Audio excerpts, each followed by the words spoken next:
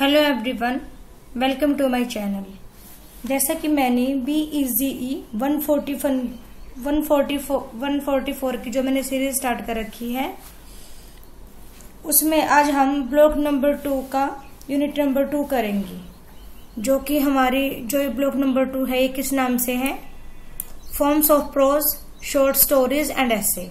इसमें हम आज यूनिट नंबर 2 करेंगे मदर, जो कि किसने लिखी है? जुधा वातेन ने लिखी है। जो ये स्टोरी है, ये उन्होंने अपनी खुद की मदर के ऊपर लिखी है। तो मतलब जो यहाँ पे नैरेटर है जुधा वातेन, इन्होंने अपनी मदर के ऊपर ये स्टोरी लिखी है। और जो स्टोरी है, ये इसमें हमको डीप फीलिंग दिखाई गई है। और यहाँ पे दिखाया गया है कि मतलब कैसे जो यहाँ पे बिल्कुल स्पष्ट रूप से दिखाया गया है, और थोड़ी बहुत मतलब यहाँ पे कॉमेडी भी है, और यहाँ पे अच्छे से मतलब स्टोरी को दिखाया गया है। जो ये मदर स्टोरी है, ये एक बहुत ही अच्छी स्टोरी है। मतलब कि उन्होंने अपनी माँ के जीवन को यहाँ पे दिखाया है इस वाली स्टोरी में, जुधा वातेन ने। देखिए, यहाँ से स्टार्ट करते हैं हम समरी अपनी स्टोरी की। मदर नाम से हमारी स्टोरी है। तो जो ये जो स्टोरी होती है, ये एक ऑर्फन, एक अनाथ लड़की के ऊपर होती है, जो कि यहाँ पे खुद नैरेटर की मदर है। तो जो यहाँ पे ऑर्फन गर्ल है, उसको यहाँ पे इस पूरी स्टोरी में हम मदर कह के यहाँ पे हम उसको एड्रेस करेंगे, हम उसको यहाँ पे संबोधन देंगे मदर बोल, क्योंकि ये यहाँ पे नैरेटर की मदर है।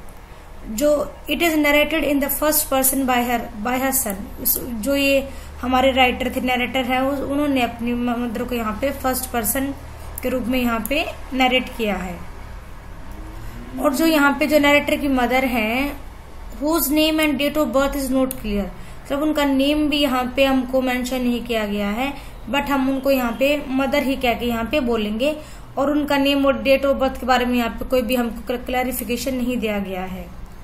क्या बताया गया है कि कैसे मतलब जो उनकी मदर होती है, उनकी लाइफ जो होती है वो चैलेंजेस से फुल होती है, और कैसे वो उनसे मतलब पूरी मतलब साहस से वो कैसे उनसे बाहर उभर कर आती है। ये सारी चीजें यहाँ पे दिखाई गई है। इसके यहाँ पे दिखाया गया है कि यहाँ पे बहुत सारे चैलेंजेस होते हैं, जिसको वो बहुत ही एक अद्भुत तरीके से वो उसको उसमें चेंज लाके अपनी एटीट्यूड में चेंज लाती है अपनी लाइफ को लेके। उसके साथ साथ जो उसकी मदर होती है, यहाँ पे नैरेटर की जो मदर होती है, वो हमेशा इनसिक्योरिटी में रहती है। वो हमेशा इनसिक्योर फील करती है, क्योंकि वो सोचती है कि फ्यूचर में क्या होगा, क्या मैं अपने बच्चों की देखभाल कर पाऊंगी, क्या नहीं कर पाऊंगी। मतलब वो हमेशा इनसिक्योर ही फील करती रहती है। तो हम बात करें तो उनकी मैरिज लाइफ की, वो भी उनकी हेल्प नहीं करती हैं, क्योंकि जो उनके हस्बैंड होते हैं, उनको भी फैमिली से कोई मतलब नहीं होता है। वो तो बस सिर्फ हैप्पी गो लकी इस टाइप के होते, मतलब आज की जिंदगी जिले, कल का कुछ पता नहीं। मतलब इस टाइप से वो मानने वाले थे, इस टाइप से वो काम करते थे। He would return to business only when his money had just about run out। तो जो उनके हस्बैंड थे, वो सिर्फ जब भी काम करते थे जब उनको लगता था कि हाँ मेरे पैसे खत्म होने वाले हैं, आई हैव नो मनी, तो तभी वो अपने काम करने के लिए जाते थे। He does not believe in saving for future। वो मतलब सोचते ही नहीं थे कि हमको फ्यूचर के लिए कुछ सेविंग करनी है, बच्चे का फ्यूचर भी है। उनको कोई मतलब नहीं था इस बात से। वो सिर्फ आज में ही जीते थे, उनको कल की कोई भी टेंशन उनको नहीं थी। And can't provide the security and warmth which she continuously craves. मतलब कि जो यहाँ पे जो उनकी मदर थी, जो उनके हस्बैंड थे, वो कुछ भी सेविंग नहीं करते थे फ्यूचर के लिए, और ना ही वो कभी सिक्योरिटी प्रोवाइड करते थे अपनी फैमिली को। इसके अलावा वो उनका मतलब कि, लेकिन यदि हम बात करें यहाँ पे उन नरेटर की मदर की, तो वो हमेशा मतलब तरसती रहती थी इस चीज के लिए कि क्या काश जो मेरा हस्बैंड है वो फैमिली पे ध्यान दे ले, या फिर मतलब कि वो उनको सिक्योरिटी प्रदान करे। इस टाइप से वो हमेशा इस चीज के लिए वो हमेशा तरसती रहती थी। इसके अलावा जो ये है हमारी मदर नाम से स्टोरी, ये एक शॉर्ट स्टोरीज है, जिसमें कि फिक्शनल इसको यहाँ पे लिखा गया है। जो हमारे नैरेटर है जुधा वातेन, ये उनके खुद के लाइफ पे लिखी गई एक स्टोरी है। It show how his mother worked hard for a better life. दिखाया गया है कि मतलब कैसे जो नैरेटर की मदर है, वो मतलब कितना कठोर जीवन जीती है, एक अच्छा जीवन, एक बेटर लाइफ के लिए, trying to fill their home with literature and music. वो चाहती है कि जो उसका घर है उसमें वो पढ़ाई को भर दे और म्यूजिक को भी अपने घर में वो जगह दे दे। Many of these immigrant in Australia, बहुत सारे जैज मतलब जो यहूदी थे उनको ऑस्ट्रेलिया में आके रहे थे, एंड अफ्रीका में, जिनको यूरोप से निकाल दिया गया था, क्योंकि ऐसा माना गया था क्योंकि मतलब ये यहूदी हैं तो इनका यूरोप में कुछ नहीं है, इनको यहाँ से निकाल दिया जाए, तो इसलिए इनको वहां से निकाल दिया गया था। और इसमें नरेटर की जो मदर है वो भी इंक्लूड थी, और वो सब यूरोप को छोड़ के ऑस्ट्रेलिया में रहने के लिए आ गए थे। इसके अलावा यहाँ पे मतलब बहुत सारे अत्याचार किए गए थे और यहूदियों के ऊपर, और ये किसने किए थे, ये इन्होंने किए थे, नाजीज ने, मतलब ये यहाँ पे जो इंसान थे नाजीज वगैरह, इन्होंने ही वहां पे बहुत सारे अत्याचार किए थे ये यहूदियों के ऊपर। द सिचुएशन इज बात इन शॉर्ट स्टोरीज डिफरेंट, यहाँ पे कुछ जो सिचुएशन दिखाई गई है वो कुछ डिफरेंट ही है। They have migrated in search of better economical opportunities, मतलब यहाँ पे स्टोरी में जो दिखाया गया वो ये दिखाया गया है कि वो वहां से माइग्रेट क्यों हुए थे, क्योंकि वो एक अच्छी इकोनॉमिकल कंडीशन चाहते थे, इसीलिए वो वहां पे ऑस्ट्रेलिया में चले गए थे यूरोप को छोड़ के।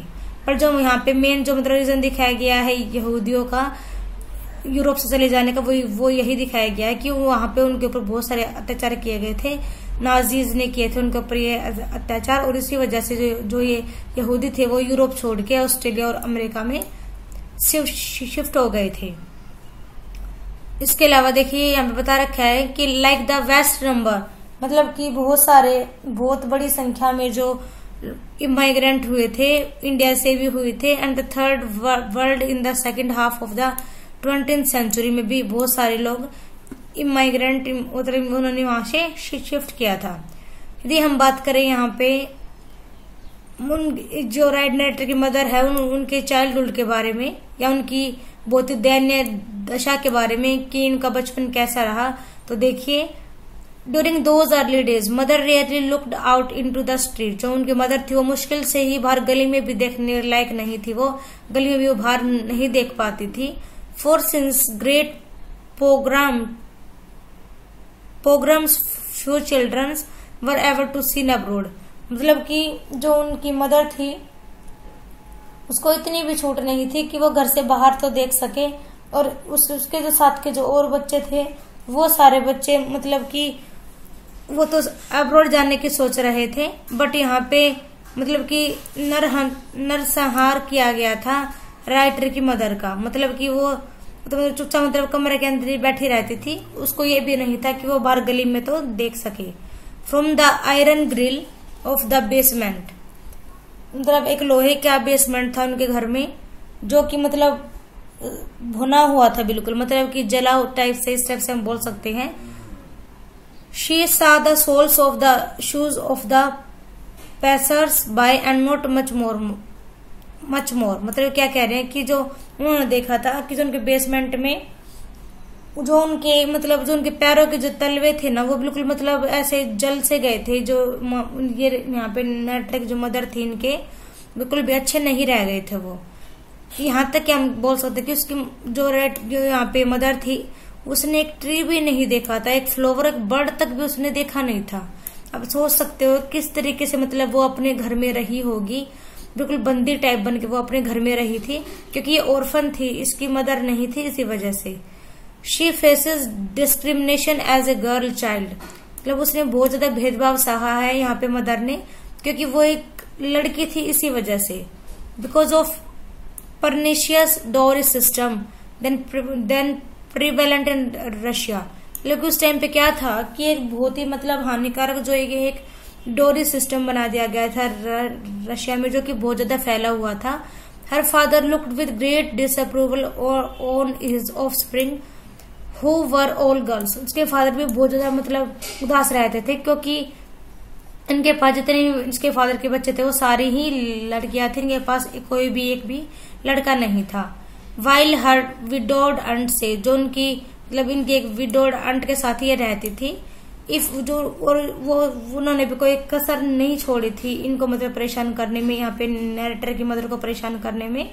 और वो देखिए क्या कहती है, if only your dear father of blessed memory had left you just tiny dowry it would have been such a help. वो कह रहे हैं कि तुम्हारे फादर ने तुमको एक बहुत ही छोटा सा मतलब दहेज में कुछ दिया है, यदि वो तुमको अच्छे से दे देते तो मतलब तुम्हारी एक हेल्प हो जाती। इस टाइप से वो उसको ताना मारती है। इसके अलावा the story gives us an idea of a society of the time. जो स्टोरी है वो हमको एक आइडिया दे रही है उस टाइम में कि उस टाइम की सोसाइटी क्या थी। नॉट दो direct statement but by implication. तो यहाँ पे कोई डायरेक्ट स्टेटमेंट तो दी नहीं गई है बट हम यहाँ पे ऐसा समझ सकते हैं। We realise that no importance was given to the education of girls. मतलब यहाँ पे कोई इम्पोर्टेंस नहीं थी गर्ल्स की एजुकेशन की। At the age of 15 the narrator mother's was still illiterate. मतलब कि 15 साल की उसकी मदर थी और ओनली 15 साल की, जब तक भी उसकी मतलब कि जो यहाँ पे मदर थी वो अनपढ़ ही थी। इसके अलावा इनकी शादी भी कर दी गई थी। She learn to read only because, उसने पढ़ना स्टार्ट कब किया, when visitor take pity on her. जब एक विजिटर आता है उनकी आंट के घर पे तो उसने उसको दया दिखाई और उसको मतलब उसको नॉलेज दी कि भाई आपको पढ़ना चाहिए, आप जो बुक होती है वो आपकी बहुत ज्यादा हेल्प करेगी। मतलब ये बात जो राइटर की मदर होती है उनके मन में बिल्कुल सेट हो जाती हैं और वो पढ़ने के लिए वो मतलब रेडी हो जाती हैं और वो इस बात को जान जाती है कि मेरा कुछ हो सकता है या मेरी लाइफ अच्छी बन सकती है, तो ओनली बुक्स के थ्रू ही ऐसा हो सकता है। She is put to scrubbing floors and washing lines every day from morning till night. मतलब कि वो सुबह से लेकर शाम तक वो मतलब फर्श को साफ करती रहती, कपड़े वगैरह धोती रहती, डेली उसके सारे काम वो करती रहती थी सुबह से लेकर शाम तक। until she dropped exhausted into her bed in the attic। मतलब जब तक वो मतलब घर की अटारी से लेके छोटे से लेके बिल्कुल नीचे तक फर्श तक उसको पूरा साफ करना पड़ता था पूरा घर, क्योंकि उसकी जो आंट थी वो उसको उससे बहुत ज्यादा काम करवाती थी। इसी वजह से मतलब वो पूरा दिन थक जाती थी, बट उसके बाद भी उसने मतलब उसने पढ़ाई करना नहीं छोड़ा और उसने खुद से पढ़ाई की और उसने एक नर्स का डिप्लोमा भी उसने एक्वायर कर लिया था, उसने ले लिया था। डिसअपॉइंटेड इन हर हस्बैंड, जो उनके हस्बैंड थे वो उनको हमेशा ही डिसअपॉइंटेड उदास करते थे। Her life revolve around her son and daughter. मतलब जो उसकी लाइफ है यहाँ पे नरेटर की मदर की, वो बस वो सोचती रहते थे कि बस मेरे जो सन एंड डॉटर हैं वो कुछ कर जाएं अपनी लाइफ में, वो कुछ अच्छा बन जाए। आगे देखिए क्या होता है। Unfortunately most of the dreams comes to naught as she realise. मतलब जैसा उसने सोचा था वैसा कुछ नहीं हुआ, बट वो चाहती थी कि जो वो चाहते कि जो बच्चे हैं वो अपनी लाइफ में कुछ ना कुछ कर जाएं। But she is determined that her son, the narrator है जो कि, and her daughter should shine. वो चाहती थी कि उसके जो बेटा और बेटी हैं वो अपनी लाइफ में कुछ अच्छे से बन जाएं और वो शाइन करे अपने लाइफ में, इन मेडिसिन में, इन लिटरेचर में या फिर म्यूजिक। मतलब इन तीनों में से वो कोई भी फील्ड चाहते थे अपने बच्चों के लिए कि मेरे बच्चे इन फील्ड में जाके पढ़े और मतलब अच्छे से उसमें कामयाब होके दिखाएं। As mother very feelings says just because we are poor must be sees our stable. मतलब वो क्या कहती थी कि क्या हम गरीब हैं तो मतलब कि क्या हम जी नहीं सकते, क्या मतलब हमको प्रयास नहीं करना चाहिए अपनी मतलब इस वाली स्थिति से ऊपर उठने के लिए, ऐसे वो बोलती रहती थी। Her efforts to secure some sort of decent education and culture for her child are doomed to failure because of lack of funds। मतलब कि क्या होता है कि मतलब जो उसके मेरे बच्चों के एजुकेशन के लिए उसको पैसे चाहिए थे, क्योंकि उसके पास पैसे तो थे नहीं, तो इसी वजह से मतलब कि यहाँ पे उसको बहुत सारी प्रॉब्लम फेस करनी पड़ी अपने बच्चों के फ्यूचर को लेके भी। इसके अलावा देखिए यहाँ पे एंड स्टोरी के एंड में क्या होता है, जो मदर होती है वो क्या फील करती है कि मतलब वो उदास रहती है, डिजेक्टेड उदास रहती है, डिसहार्टेंड रहती है, निराशा उसमें भरी रहती है और वो मतलब डिमोटिवेट हो जाती है वो लास्ट में क्या कहते हैं, I can never find my way into the life this life year, कि मेरे को कोई रास्ता नहीं मिला कि मैं इस लाइफ से मतलब अच्छी लाइफ की तरफ जा सकूं। The only ray of hope is that her child may be able to fit in and not be swallowed up in the smooth atmosphere of the new country. मतलब उसकी एक सिंगल होप क्या थी, वो चाहती थी कि जो बच्चे हैं वो इस एबल हो जाएं कि वो अच्छे से मतलब अपने पैरों पे खड़े हो जाएं। नहीं तो अगर ऐसा नहीं हो पाया तो जो ये मतलब ऐसा एटमॉस्फेयर है, जो ये मतलब एक ऐसा मतलब स्मूथ जो एटमॉस्फेयर है, ये मेरे बच्चों को कभी निकल ना जाए, उसको ये टेंशन रहती थी। इसके अलावा देखिए इस स्टोरी में क्या दिखाया गया है, यहाँ पे एंजाइटी और टेंशन दिखाई गई है यहाँ पे कि कैसे मतलब जो इमाइग्रेंट होते हैं उनको क्या क्या प्रॉब्लम्स रहती है न्यू लैंड में सेटल होने के लिए। और यहाँ पे ड्रीम्स दिखाए गए हैं कि कैसे मतलब वो चाहती है कि वो कैसे वो जल्दी से जल्दी वो सेटल हो जाए और कैसे वो न्यू लैंड को अपनी लैंड समझने लग जाए। इसके अलावा कैसे मतलब जो चाइल्ड होते हैं वो एडजस्ट कर लेते हैं न्यू सराउंडिंग में and put down roots in the new place since they were young and thus more payable. मतलब कि यहाँ पे जो बच्चे होते हैं वो तो बहुत कोमल होते हैं, मतलब जो नाजुक होते हैं, सॉफ्ट होते हैं, तो वो तो अपने आप को जल्दी से कहीं पे भी एडजस्टमेंट कर लेते हैं बच्चे। तो मतलब इसी टाइप से यहाँ पे दिखाया गया है कि बच्चे जो होते हैं वो हर जगह पे या फिर न्यू प्लेस पे न्यू लैंड पे वो एडजस्टमेंट कर लेते हैं। That is why the narrator find it easier to call the new country my home। इस वजह से जो नरेटर है यहाँ पे, जो सन है उस मदर के, वो यहाँ पे बोल रहे हैं कि जो न्यू कंट्री है वो माई होम है। Does not face many adjustment problems like his mother does. मतलब जितनी मतलब यहाँ पे एडजस्टमेंट करने के लिए उनके मदर ने यहाँ पे प्रॉब्लम्स को फेस किया है, उतनी यहाँ पे नरेटर ने नहीं की है, क्योंकि नरेटर तो उस टाइम पे बच्चे थे और वो न्यू प्लेस को अपने प्लेस समझ लेते हैं और वो न्यू कंट्री को अपना माई होम कह के बुलाते हैं। मतलब उन्होंने यहाँ पे प्रॉब्लम फेस नहीं की न्यू कंट्री में सर्वाइव करने के लिए, बट उनकी मदर ने बहुत ज्यादा सर्वाइव किया है अपनी लाइफ में। तो ये हमारी स्टोरी थी आज की, मदर। आई होप कि आपको समझ में आ गई होगी। ये टोटल जो कहानी हमने पढ़ी है ये एक मदर के ऊपर है, जो मैंने आपको बताई थी, जो खुद हमारे इन नरेटर की मदर है, जुदा वातिन की। और उन्होंने खुद अपनी मदर के स्ट्रगल को यहाँ पे दिखाया है कि कैसे मतलब उसकी मदर ने बचपन से लेके मतलब वो बड़ी भी हो गई, उसके बच्चे तक भी बड़े हो गए थे, जब तक उसकी मदर का स्ट्रगल हमेशा ही चलता रहा। और जो उनके फादर थे उनको कोई मतलब नहीं था उनकी फैमिली से, वो तो सिर्फ मतलब आज में ही जीने वाले थे, उनको फ्यूचर से कोई मतलब नहीं था। तो इस टाइप से हमारी स्टोरी थी। आई होप कि आपको समझ में आ गई हो। Thanks everyone, thanks for watching.